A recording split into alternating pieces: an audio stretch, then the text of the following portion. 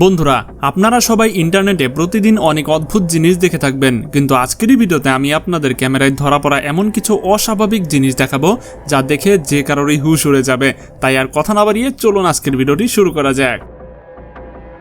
বন্ধুরা, কুমির সাধারণত খুবই বিপজ্জনক প্রাণী। সবাই এটি থেকে বাঁচার চেষ্টা করে যাতে এর মুখোমুখি না হতে হয়। কিন্তু কি হবে যদি কেউ নৌকায় করে যাচ্ছে এবং তার সামনে কয়েক ডজন না বরং কয়েক শতাধিক কুমির এসে দাঁড়ায়?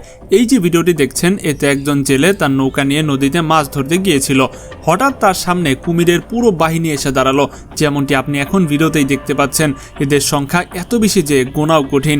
আর এই দৃশ্যটি এতটা ভয়াবহ যে কেউ দেখলে তার গা শিউরে উঠবে। তবুও এই লোকটির ভাগ্য ভালো ছিল এবং সে কুমিরের ভিড় থেকে নিরাপদে বেরিয়ে এলো। না হলে কুমির তাকে যেভাবে ঘিরে ফেলেছিল তার হাড় পর্যন্ত হয়তো পাওয়া অসম্ভব ছিল। বন্ধুরা, সাধারণত মাছ ধরার জন্য পানিতে বড়শি ফেলে ঘন্টার পর ঘন্টা অপেক্ষা করতে হয় যাতে একটু আধটু মাছ ধরা পড়ে। কিন্তু এই জেলেটির ভাগ্য এত ভালো যে সে অপেক্ষা তো দূরের কথা, বড়শি ফেলারও প্রয়োজন পড়েনি। আসলে সে মাছ ধরতে যাচ্ছিল, কিন্তু যেই পানিতে সে বড়শি ফেলতে চেয়েছিল অমনি মাছের পুরো বাহিনী তার নৌকার চারদিকে ঘুরতে শুরু করে, যেন তারই অপেক্ষা করছিল। এরা এত বেশি সংখ্যায় ছিল যে নিজেরাই লাফিয়ে লাফিয়ে তার নৌকার ভিতরে উঠছিল। সত্যি এর চেয়ে ভাগ্যবান জেলে আর পৃথিবীতে হতেই পারে না। বন্ধুরা, প্রথম নজরে এই দৃশ্যটি দেখে মনে হয় যেন আকাশে ফায়ারওয়ার্কস চলছে, কিন্তু তা নয়। আসলে এই ভিডিওটি 2025 সালের একটি রকেট উৎক্ষেপণের ব্যর্থতা। সেপ্টেম্বর 2025 সালে স্পেসএক্স বাহামা থেকে মহাকাশে রকেট পাঠানোর চেষ্টা করছিল, কিন্তু দুর্ভাগ্যবশত রকেটটি উৎক্ষেপণের কয়েক সেকেন্ডের মধ্যেই ধ্বংস হয়ে যায়। এই আগুন যা দেখছেন তা আসলে ওই রকেটের ধ্বংসাবশেষ যা আকাশ থেকে পড়ছে। বাহামার জনগণ এই দৃশ্য নিজের চোখে দেখেছে, আর সত্যি বলতে এই দৃশ্য দেখে মনে হচ্ছিল যেন আকাশে আগুন জ্বলছে। সত্যি এটা অবিশ্বাস্য একটা ঘটনা। বন্ধুরা, প্রথম নজরে মনে হচ্ছে এটি এআই দিয়ে তৈরি কোনো ভিডিও, কিন্তু বিশ্বাস করবেন না, এই দৃশ্যটি সম্পূর্ণ বাস্তব। আসলে এটি একটি আগ্নেয়গিরি অগ্ন্যুৎপাত যা 26 অক্টোবর 2025 সালে ফিলিপাইনে সংঘটিত হয়েছিল।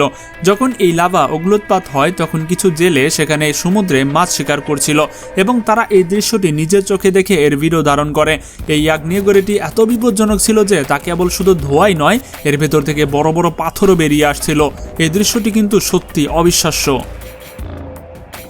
বন্ধুরা, আপনারা জীবনে অনেক মাছ দেখেছেন, কিন্তু এর থেকে অদ্ভুত মাছ হয়তো আপনি ইতিপূর্বে কখনোই দেখেননি। একে ওয়ারফিশ বা যুদ্ধের মাছ বলা হয়ে থাকে এবং এটি সমুদ্রের সবচেয়ে লম্বা মাছ বলে মনে করা হয়। সাধারণত এটির দৈর্ঘ্য 26 ফুট হয় এবং বড় ওয়ারফিশ তার চেয়েও লম্বা হয়ে থাকে।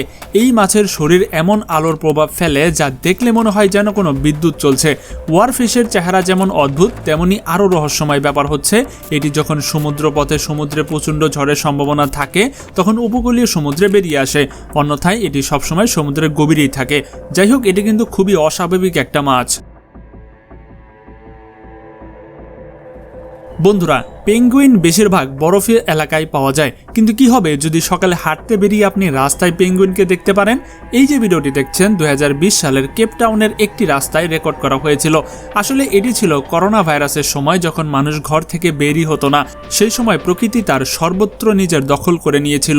এই 3 পেঙ্গুইন ভাই রাস্তায় এমনভাবে হাঁটছিল যেন তাদের এটি নিজস্ব ব্যক্তিগত সম্পত্তি। এই দৃশ্যটি কিন্তু সত্যি খুব কিউট ছিল।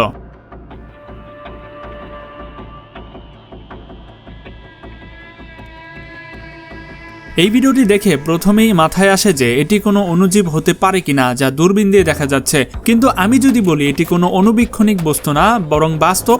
এই অদ্ভুত জিনিসটি আসলে বরফ। একে প্যানকেক আইস বলা হয়ে থাকে। এটি বরফের গোল বা চ্যাপ্টা স্তর যা জমে যাওয়ার ফলে পানির উপরিভাগে ভাসতে দেখা যায়। এদের আকৃতি ঠিক প্যানকেকের মতোই হয়, তাই একে প্যানকেক বরফ বলা হয়ে থাকে। এই বরফ বেশিরভাগ অ্যান্টার্কটিকায় পাওয়া যায় এবং এটি তখন তৈরি হয় যখন তাপমাত্রা অত্যন্ত ঠান্ডা থাকে, কিন্তু তার তরঙ্গ এখনও সচল থাকে। যাই হোক, এই ঘটনাটি কিন্তু সত্যি খুবই অনন্য। বন্ধুরা, এই ভিডিওটি চীনের কিছু স্থানীয় লোক ধারণ করেছিল। তারা জঙ্গলের ভেতর দিয়ে যাচ্ছিল যে হঠাৎ তাদের একটি গাছে অত্যন্ত বড় সাপ চোখে পড়ে।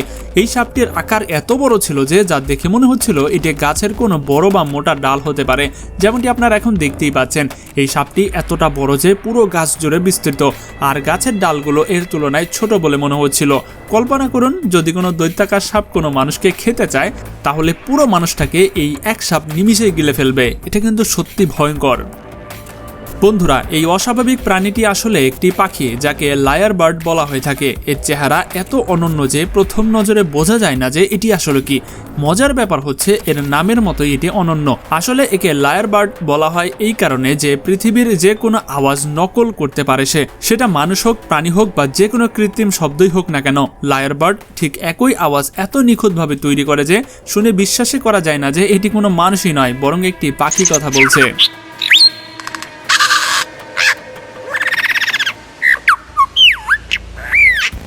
এই ভিডিওটির দৃশ্য প্রথম নজরে মনে হয় যেন মেঘ মাটিতে নামার প্রস্তুতি নিচ্ছে, কিন্তু জানলে অবাক হবেন যে এটি আসলে একটি টর্নেডো।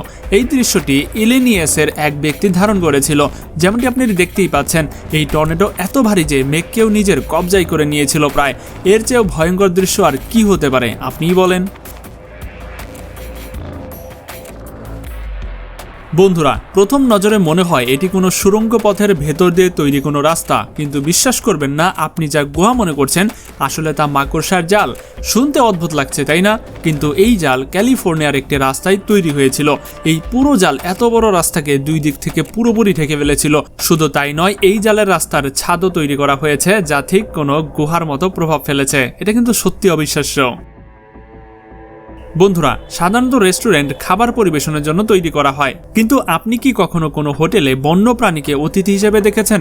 সেপ্টেম্বর 2025 সালে ভিয়েতনামের এক ব্যক্তি সন্ধ্যার সময় খাবার খেতে হোটেলে যায়। সে খাবার অর্ডার করে আর সময় কাটানোর জন্য মোবাইল দেখতে লাগলো। সে বসে খাবারের অপেক্ষা করছিল। এমন সময় হঠাৎ ভেতরে একটি বিড়াল দৌড়ে আসে আর তার পেছনে ধাওয়া করে একটি বাঘও আসে। যদিও বাঘটি বিড়ালের পেছনে ধাওয়া করছিল এবং তাকে খাবার চেষ্টা করছিল, কিন্তু বন্য প্রাণী দেখেই এই লোকের অবস্থা এত খারাপ হয়ে গিয়েছিল যে সে ভয়ে হোটেল থেকেই পালিয়ে যায়। তো বন্ধুরা, এটাই ছিল আজকের এই ভিডিও। আজকের ভিডিওটি কেমন লেগেছে সেটা কিন্তু অবশ্যই কমেন্টে জানাবেন, আর এখনো যারা আমাদের চ্যানেলটি সাবস্ক্রাইব করেননি তারা করে দিন। দেখা হচ্ছে পরবর্তী পর্বে। আজকের মতো এখানে বিদায়। আল্লাহ হাফেজ।